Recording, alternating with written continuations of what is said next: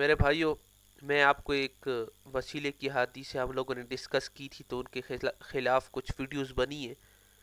تو میں یہ بتاتا چلوں کہ وہ احادیث جب ہم لوگ کوٹ کر رہے تھے تو میں نے آپ لوگوں کو اس ٹائم بھی بتایا تھا کہ اس احادیث کو خالی ابن وہب جو ہے وہ روایت کرنے میں جو ہے وہ منفرد نہیں ہے، بلکہ ابن وہب کے ساتھ جو ان کے شبیب شبیب بن سعید سے جو روایت کرنے والے ہیں وہ ان کے بیٹے بھی ہیں، احمد بن شبیب. حوالہ میں نے آپ کو بتایا تھا، مشیخت یعقوب بن سفیان. تو یہ ایک کتاب تھی اور اس کا جو ہے وہ جلد نمبر 1 ہے اور صفحہ نمبر 94 ہے اور احادیث نمبر 113 ہے. تو اس کو آپ لوگ دیکھ سکتے ہیں کہ اس میں دیکھو احمد بن شبیب ہے جو ان کے بیٹے ہیں. اور یہ بات تو مسلمہ قاعدہ ہے کہ حافظ ابن حجر عسقلانی نے اپنی تقریب التہذیب کے اندر یہ بات کر دی ہے کہ ابن وہب کی روایت ضعیف ہوگی، لیکن اس کے باوجود جو ہے وہ جو اس کے اپنے بیٹے ہیں اس سے جب یہ روایت کریں گے تو وہ ٹھیک ہوگی. یہ آپ لوگ دیکھ رہے ہیں یہاں پر ڈائریکٹ آپ لوگ اس چیز کا جو ہے وہ ترجمہ آپ لوگوں کے آپ کو سامنے عربی عبارت آئی ہوئی ہے، یہاں تک آپ لوگ دیکھ لیں. اور پھر آگے خود لکھا ہوا ہے کہ یہ مطلب ابن وہاب سے اس کی روایت جو ہے وہ حجت تو نہیں ہوگی، لیکن اس کا جو بیٹا ہے وہ تو روایت کر رہے ہیں نا، اس کے لیے تو میں نے آپ کو یہ حوالہ بھی بتا دیا.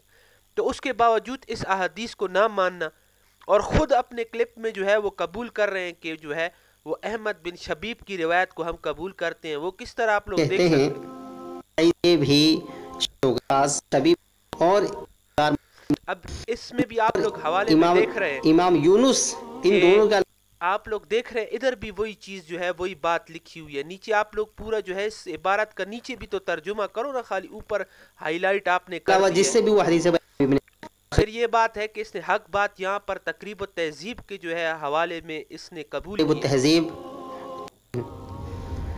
کہتے ہیں کہ اس نے اپنے بیٹے سے شبیب بن سعید نے اپنے بیٹے سے جو روایتیں بیان کی ہیں تو وہ تو ان میں تو کوئی خرابی نہیں ہے. دیکھو آپ لوگوں نے خود سنا ہے کہ کہا ہے کہ اپنے بیٹے سے جو روایت ہے اس میں کوئی خرابی نہیں ہے. میں آپ کو کلپ واپس کر دیتا ہوں تاکہ آپ لوگوں جو ہے اس کو پورا سن لے، پھر میں اس کے اوپر پھر کمنٹ کر دیتا ہوں. ان روایت کہتے ہیں کہ اس نے اپنے بیٹے سے شبیب بن سعید نے اپنے بیٹے سے جو روایتیں بیان کی ہیں تو وہ تو ان میں تو کوئی خرابی نہیں ہے. اپنے بیٹے سے جو روایتیں بیان کی اس میں تو کوئی خرابی نہیں ہے، لیکن کہتے ہیں البتہ دیکھیں اب یہ وسیلے والی روایت کا کنڈم کرتے ہوئے ابن حجر کیا کہتے ہیں، البتہ ابن وہب سے اس کی جو روایت مروی ہیں ان میں خرابی ہے.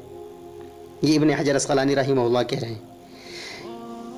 تو دیکھو یہاں پر آپ لوگوں نے خود دیکھ لیا ہے اور یہ میں اس کا صحیح حوالہ آپ کو بتا دیے. اس نے بھی جو ہے اسی طرح کا یہ حوالہ تقریب و تہذیب سے پیش کیا ہوا ہے اور دوسری کتاب بھی اس نے جو ہے وہ پیش کی ہے، اس کا بھی حوالہ جو ہے وہ اسی ویڈیو میں آپ لوگ دیکھ سکتے ہیں.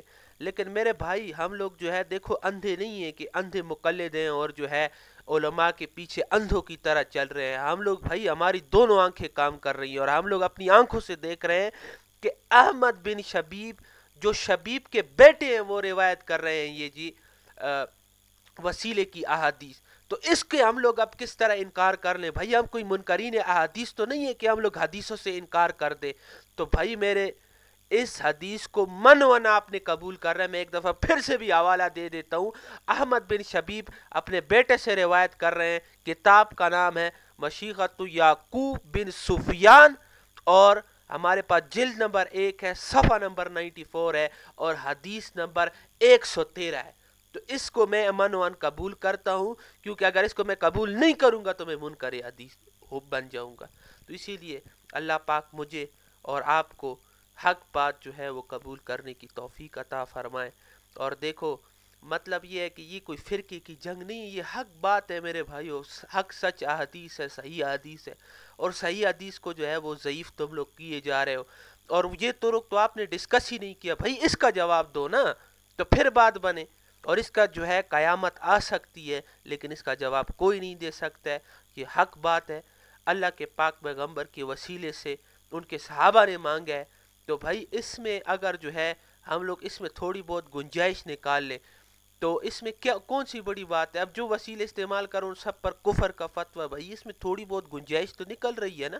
حدیث بالکل صحیح ہے میرے بھائی، ہم کیا کریں، ہماری اپنی مجبوری ہے. اب میں اس کو کس طرح ریجیکٹ کر دوں اس حدیث کو؟ تو خدا کے لیے یہ جو ہے فرقہ وارانہ جنگ سے ہمیں جو ہے وہ باہر نکل کے جو ہے اس حدیث کو جو ہے اس کی سند کو جو ہے خود پرکھ کے خود فیصلہ کر لیں.